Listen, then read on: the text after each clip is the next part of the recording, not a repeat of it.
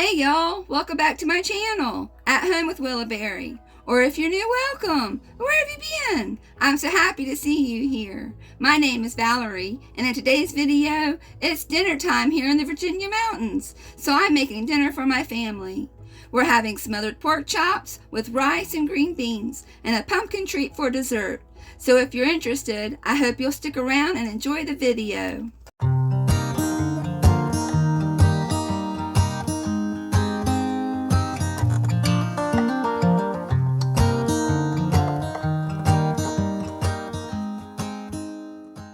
How are y'all doing today? I hope everyone is super happy and feeling great. It's been a beautiful day here in Southwest Virginia with the sun shining bright, but it was a little chilly, not what I was expecting for early May.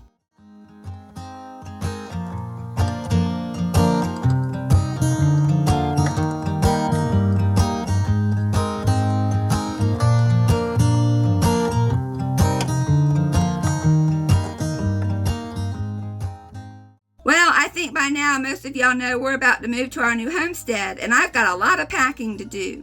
But the one thing I don't want to worry about packing is all the freezer and pantry foods, so I'm doing a pantry challenge. I want to cook as much of the frozen meats and veggies and canned goods that I can before it's time to move it all. I'll still have to go to the store for milk, bread, and perishables, but I'm determined to clear out the freezers and pantry during the next month and a half.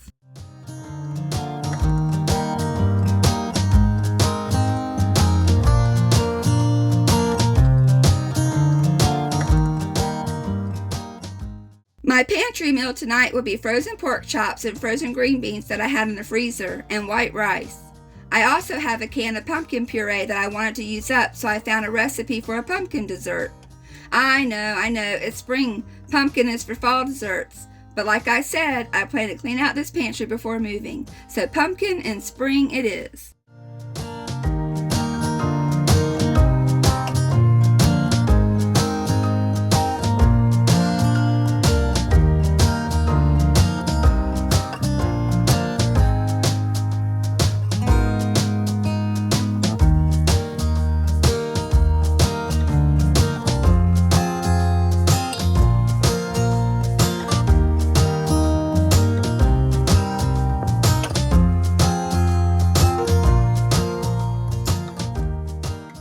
Alright, let's get started. First, I'm going to rinse the pork chops in cool water and then pat them dry with paper towels. I'm going to be searing them in butter and olive oil, so I want to make sure the chops are dry before placing them into the oil. Once the chops are rinsed and dried, I'll then be seasoning them with salt, pepper, garlic powder, and smoked paprika.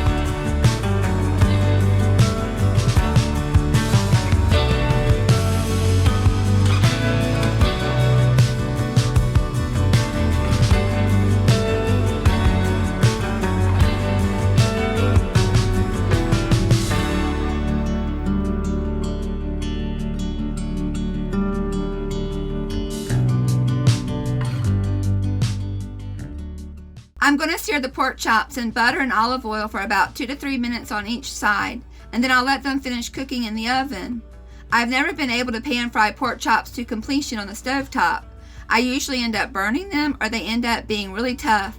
So I found the best option is to start by searing them on the stovetop and then baking them in the oven until they're cooked through.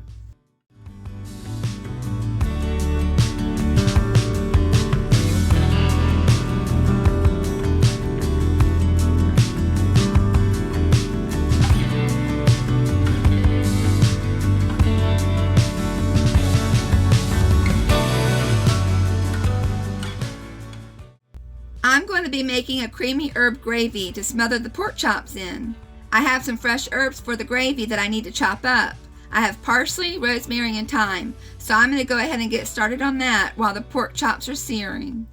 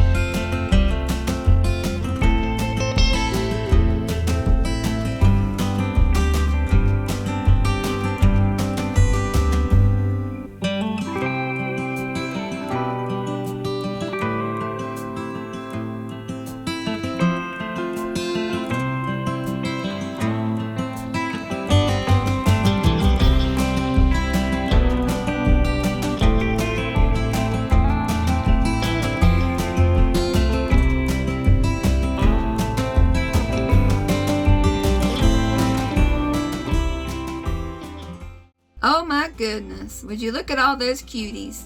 I think the yummy smells have pulled their little noses into the kitchen. I know they'd love for me to drop a pork chop for them to share.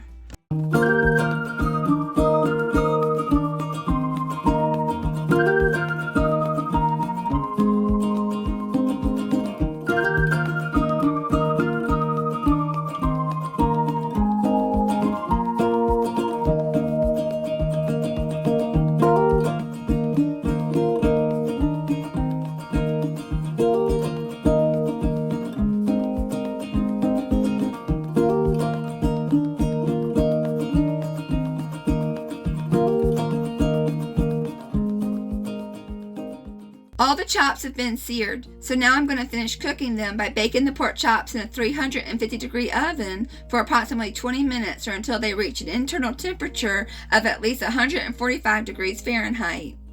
So while the pork chops are in the oven, I'm going to get the side dishes started.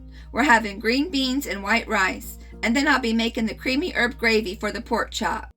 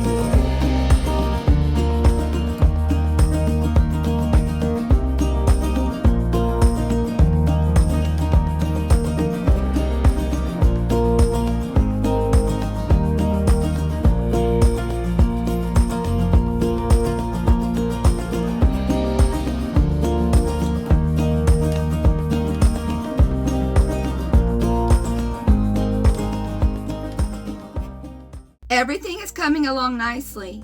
The sides are cooking and the pork chops are baking in the oven. So now I'm ready to start the creamy herb gravy that will go over the pork chops. I'm going to get started by sauteing some yellow onions and a half stick of butter seasoned with salt.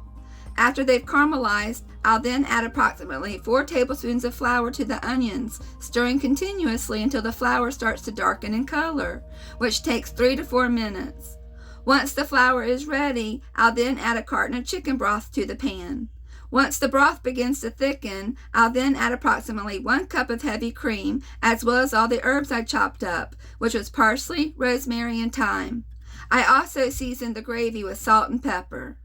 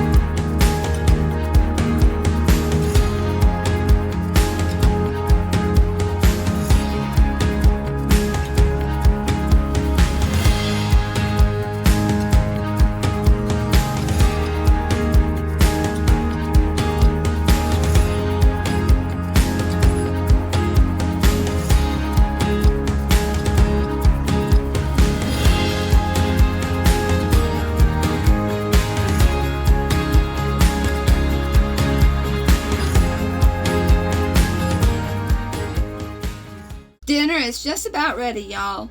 I'm going to smother the pork chops with the gravy, and then I'm ready to start dishing up the food. Make sure to stick around because after dinner I'll be making a pumpkin treat for dessert.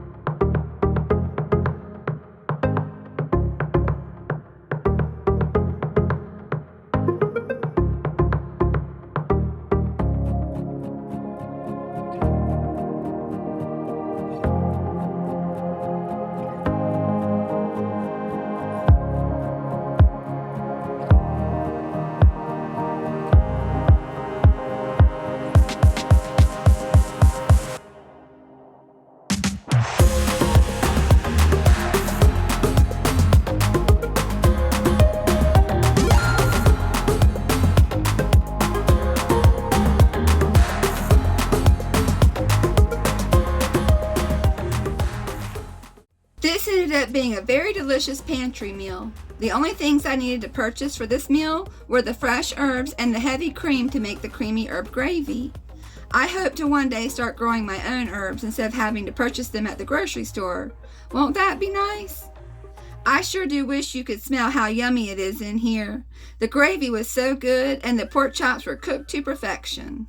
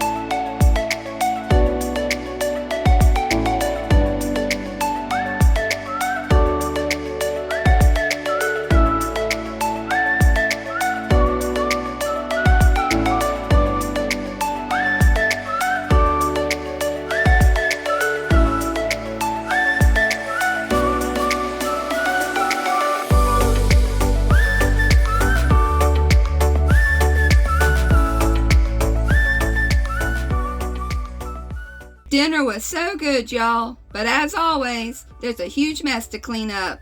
I'm gonna get busy putting the leftovers away and cleaning up the kitchen.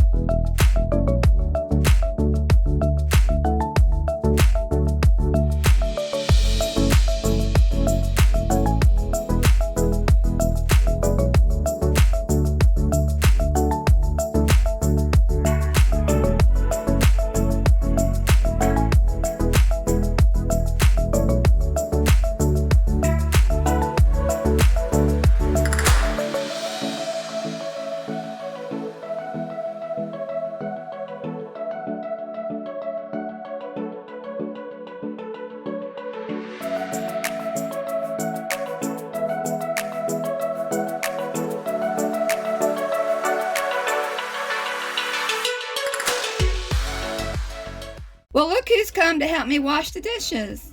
It really does make a big difference when we wash and dry the dishes together.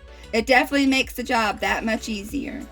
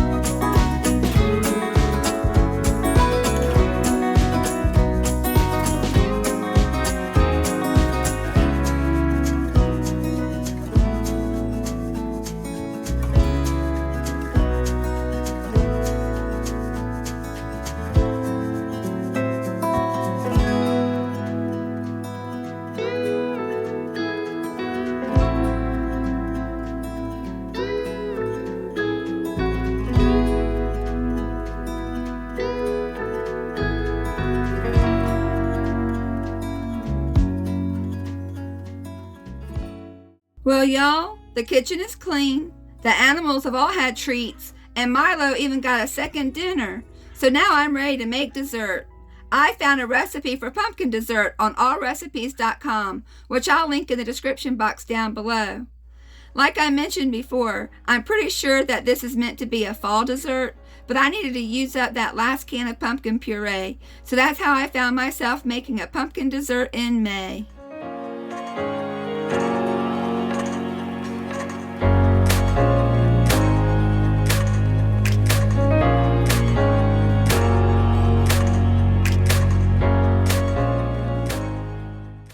According to allrecipes.com, this pumpkin dessert is not a pie and not quite a cake. It features a spiced pumpkin filling sandwiched between a cake-like crust and a sweet, crunchy, nutty topping. It's like a casserole, but it's dessert.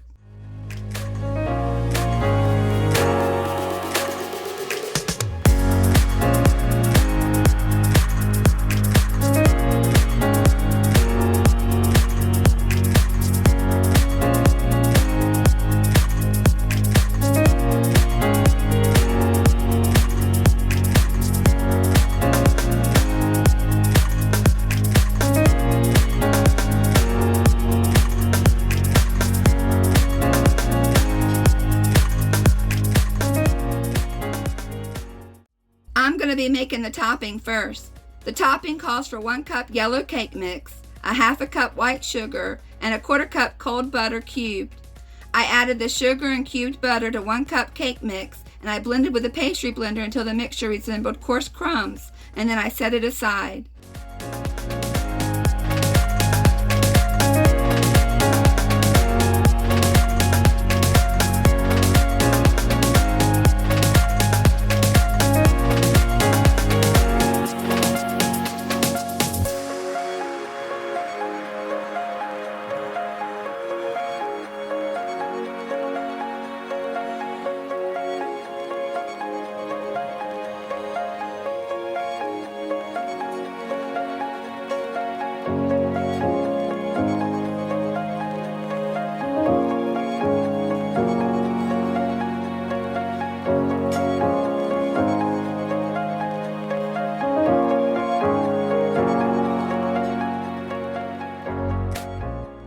Next, I made the crust. I dumped the rest of the cake mix into a bowl and added the melted butter and 1 egg, and I stirred until it was well blended. I then pressed the mixture onto the bottom of a baking dish that I had sprayed with Pam and lined with parchment paper.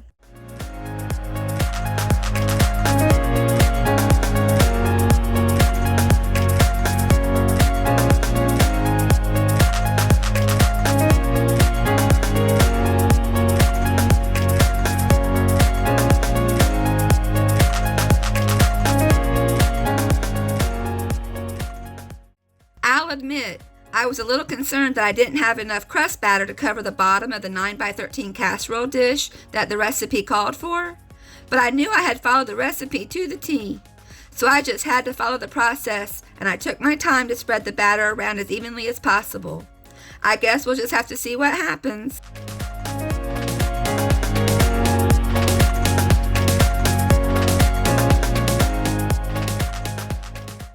Once I finished making the crust, it was time to prepare the pumpkin filling. I combined the pumpkin puree, milk, brown sugar, eggs, and pumpkin pie spice in a large bowl, and then I poured the filling onto the crust.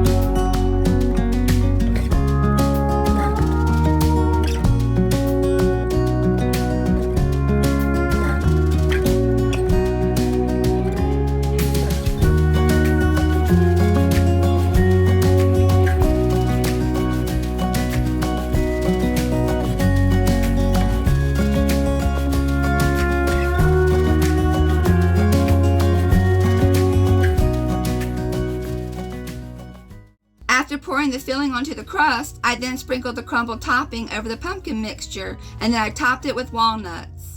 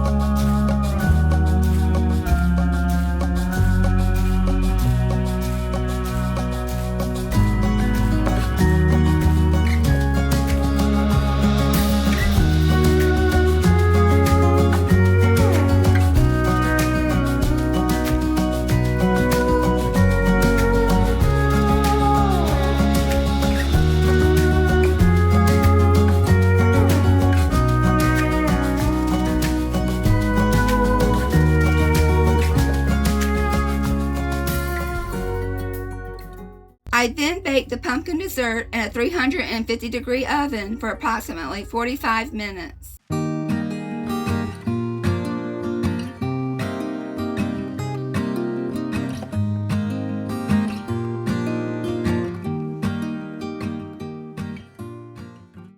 Alrighty, y'all. While the pumpkin dessert is baking in the oven, I'm going to go ahead and wash the last of these dishes.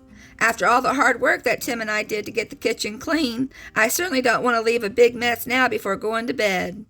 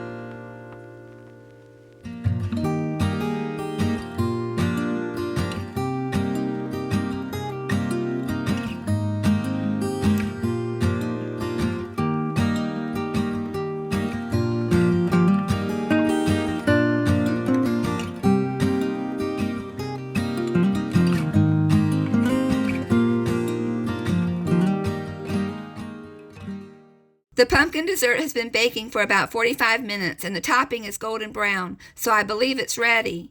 After pulling it out of the oven, I let it cool down for about 10 minutes before digging in.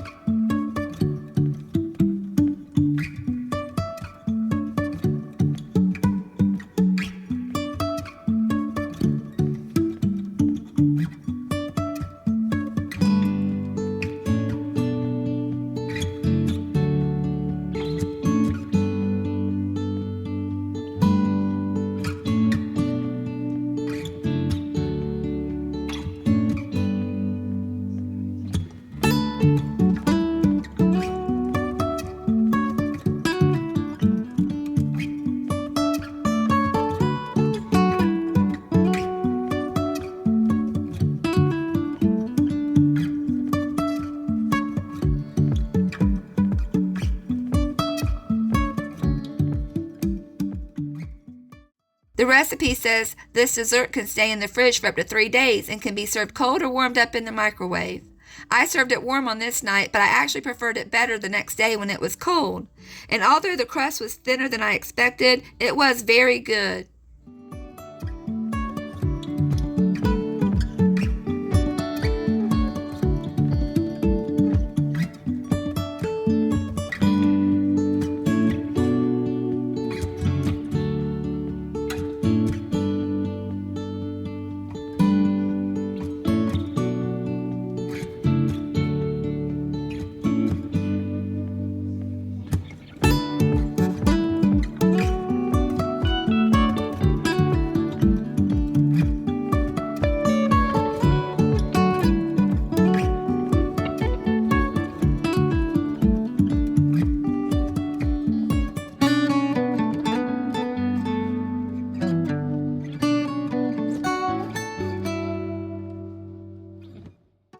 Well, y'all, that's about it for another video. I really hope y'all enjoyed it, and I hope to see you in my next one. We're going to be doing a lot of packing, moving, and some traveling in the next few weeks, so I'm not quite sure what my videos are going to look like, but it won't be long before we're back to renovating the new homestead. I'll see y'all later. Bye.